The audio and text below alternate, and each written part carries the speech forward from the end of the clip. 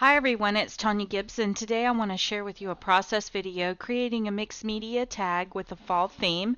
I've been really inspired lately by all the bright, vibrant fall colors. I'm going to start with a piece of manila file folder. This was a piece of it out of my scrap pile. I'm adding the Faber-Castell Design Memory Craft gel medium to it, and I'm going to adhere it to a piece of scrap chipboard. I'm rubbing it in with my fingers really well to make sure all the air bubbles are out. Once it's dry, I will trim it down and then cut it with the tag and book plates die from Tim Holtz and Sizzix. Now I'm going to apply gesso to the top of the tag surface. This is also the gesso from Faber-Castell Design Memory Craft. This will give it a nice prepped surface so that my mediums will rest on top instead of soaking into the fibers of the tag. And now I'm going to dry. I have this steampunk gelato from Faber-Castell Design Memory Craft. This is the iced chai. I'm going to apply it liberally around, and then I'm going to take a baby wipe and work it into the cardstock. Now it kind of looks a little diffused here, but it has a really nice antique look, and the iced chai is one of the metallic colors, so it's really shiny. Now I'm going to dry it really well, and I'm going to use the Stampendous stamp. This is Dream Text, and it has a lot of dictionary it's like a dictionary page, and I'm going to use the Stampers Big Brush Artist Pen and the Nougat number 178 as my stamping ink, and I'm just applying it right directly to the stamp, and then I'm going to place the stamp on top, and this is going to give it a really nice texture to my background. I like the unevenness of using the ink because it for mixed media, I think it really looks nice when it's uneven. Now I'm using my heat gun to make sure that the India ink is really good and dry before I start spreading around more of the iced chai. I felt like my edges needed to be a little darker, so I'm just working that pigment in with my finger rather than a baby wipe, and then I come back with the baby wipe to very lightly smooth it all around, so it's really nice and blended. Had I not dried that India ink, it would have smeared. So you do want to make sure it's good and dry. It is permanent once it's dry. Now I'm taking the gel medium from Faber-Castell Design Memory Craft, and I'm going to apply it directly to the center of my tag. I also have some cheesecloth here that I have cut up, and I am pulling it apart. It has several layers, and I'm pulling it apart so that it has a really nice pulled organic feel to it as it's laying there on my tag. This is going to serve as the background for my tag, and so I wanted a lot of texture, but it's going to look like grass in the back. I'm hoping for that mossy look is the look I'm going for. So once it's dry, I forgot to turn the camera on, but what I did was I took the iridescent bright gold ink from Liquitex and dripped it there in the center, and then used some water to blend it out. And I've heat set it. Now I'm adding the Shabby Shutters Re-Inker Distress ink from Tim Holtz and Ranger, and I'm adding water to it, and that's going to work some green into my background. Now, I decided that I really wanted it a little more concentrated around the edges where my moss would be, so I've applied some to my desk, added a tiny bit of water so it's really still very concentrated color, and I'm using a paintbrush to work that color into those shadowed areas. And I really love the look of this. Now I'm just going to blot some of that ink up and then use the water to diffuse it a little bit and to blend it out. Now I'm going to take a cosmetic sponge and pick it up and add it to it, and the cosmetic sponge gives a different texture. Now this is a quote that has been in my stash since the early 2000s. We had way back in the day, vellum quotes were super popular, and I had them by the stacks. This particular company that makes this has gone out of business, but I still like to use these quotes up, and tags or ATC projects are actually the best way to use them.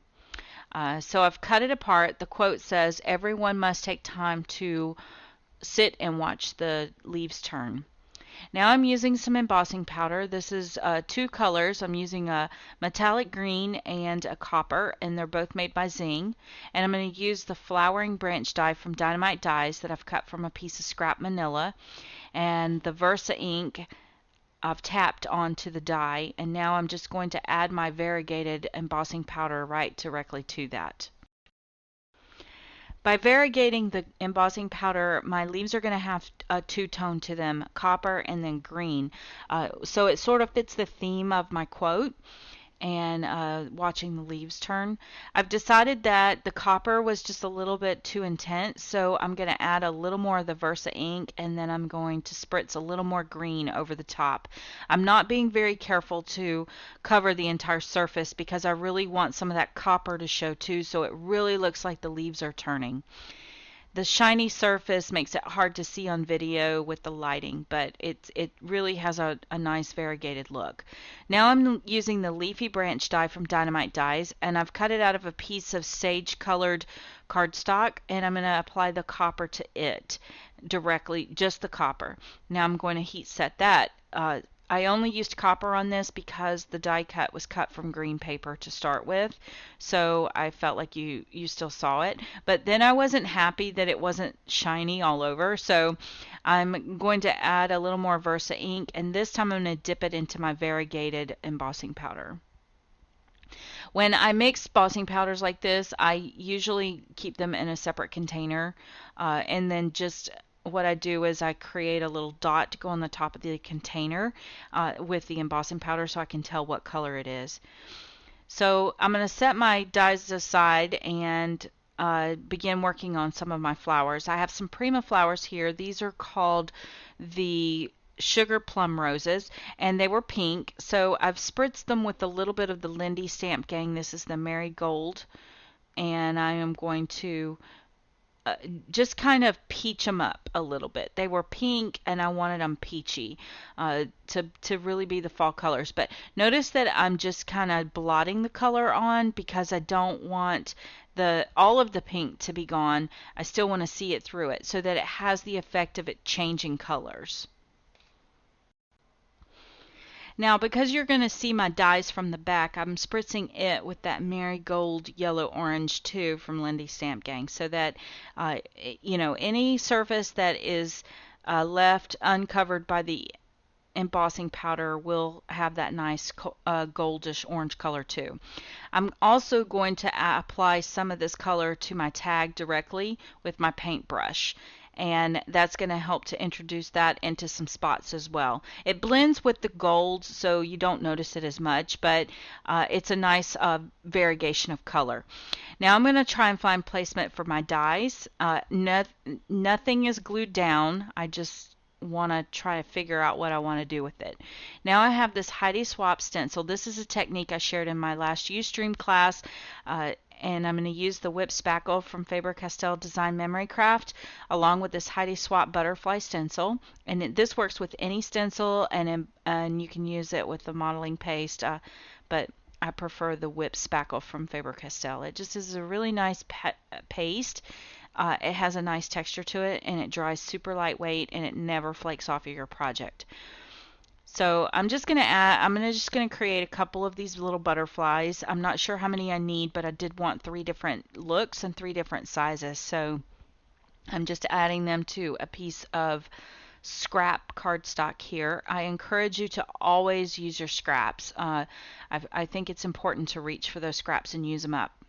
I don't like to throw them away.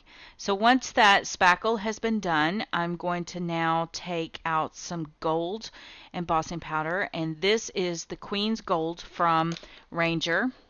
I think it's been renamed as the Princess Gold. And I'm just going to clean up all of those areas. You don't have to be terribly neat with this because I am going to fussy cut these out once they've been heat set, but I don't want to waste any of the powder if necessary. So if I'm going to go ahead and just use a paintbrush to clean up that area. Now you're going to notice as I heat up the embossing powder, it's going to bubble, and that's going to give my butterflies a really neat texture. Look at that. It looks like they've been gold foiled. Absolutely love this technique. It's super fun, and I think that it gives a lot of texture to an ordinary embellishment. So now I'm going to fussy cut all of these out and put them to the side, and I think I'll only end up using one. Now what you didn't see on camera was that I did go ahead and work in my leafy branch die. I put it on top of my flowering branch die. Nothing is glued down at this point. I was just trying to find placement for them, and I forgot to turn the video camera on, so I apologize for that, guys. But I started out with the leafy branch die at the bottom, the flowering branch on top of that, and then the three flowers in the center. And I don't think the flowers are glued down either at this point. The only thing I had glued down was that every one at the very top. And because I needed to find placement for everything. So you're going to notice as I move things around and I start finding placement for my quote, that's when I start gluing down. Because the quote was so large, I needed to find space for it on the tag before I started gluing down all the other elements, or else I would in typical Tonya fashion, cover up every space. Now this is a spare parts piece that I got from Hobby Lobby. That's a clock. I needed a small clock to go there. It kind of fits my theme of everyone must take time. And in the center there, I'm going to put my butterfly. The thing I like about the modeling paste is once it's dry, I can now mold the shape of the butterfly so that it will have some nice dimension to it. This is just a piece of lace, that crocheted lace that was on my desk in a scrap pile, and I'm spritzing it with that Marigold Lindy Stamp Gang so it matches everything. And I'm using a paper towel to just blot up the excess ink. Now I'm going to add a bead of hot glue there, and these are some gold scallop trim that I got from a dollar bin. And I am going to double layer down at the bottom.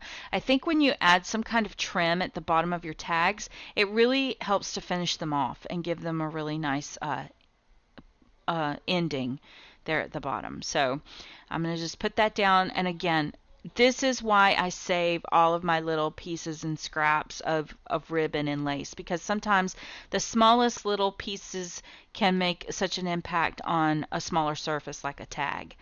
Now I have some of the Prima mini roses that I've colored up with that Lindy Stamp Gang color, and I'm going to work those into my floral sprays. Here you can see I did not glue down my roses, and I need to go back and add those. Some of my roses also are under my vine versus on top of the vine. That offers some depth of field. And now I've taken some of that leafy branch die that I had cut apart, and I've tucked in some leaves in random places. I've decided to go ahead and add 3 more clock faces. These are actually the Tim Holtz Ideology timepiece clocks, and these little jewels that I'm adding here are an amber colored knobby jewel I got in a dollar bin as well. So I'm just working those into the floral spray just for a little bit of jewelry. I think it adds a little sparkle to this. Now I'm using the spinners, the Tim Holtz Ideology game spinner pieces to the center of my clocks. I'm adding the little brads that go in the center of them. I wish I'd have thought to do this before I glued them to the tag, but I didn't, so I had to cut the tip off of, or the ends off of the brads after I put them through the hole. So that's what I'm fussing with right there, is to get those lined up so that whenever my glue sets, you don't see the ends of those brads sticking out past the spinner.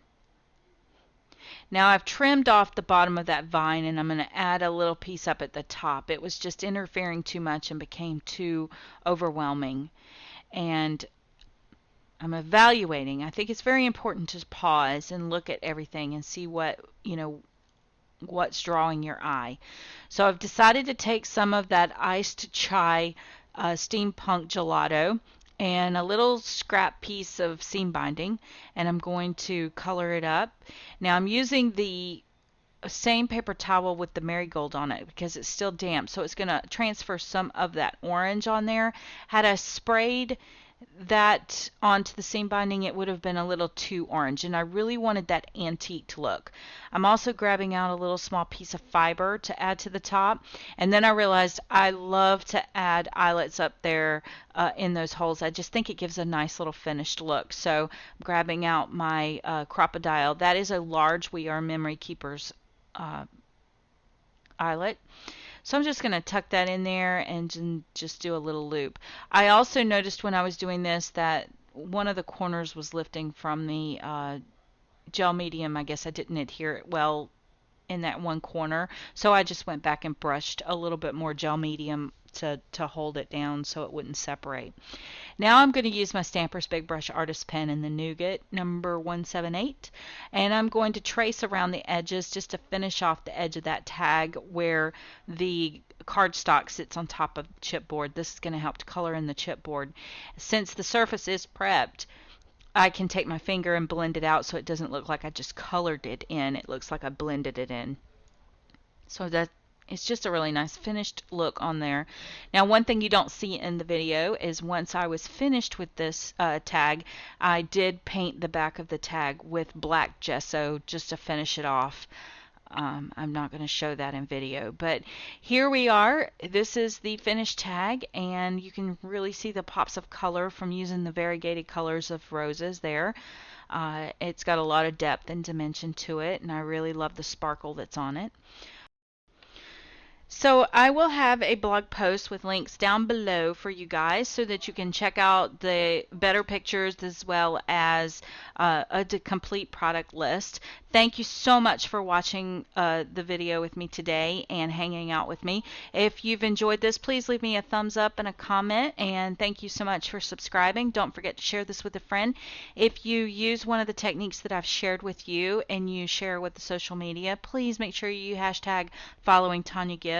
Don't forget our Ustream is October the 6th, 2014 at 8:30 p.m. Eastern Standard Time. Thanks a lot, guys.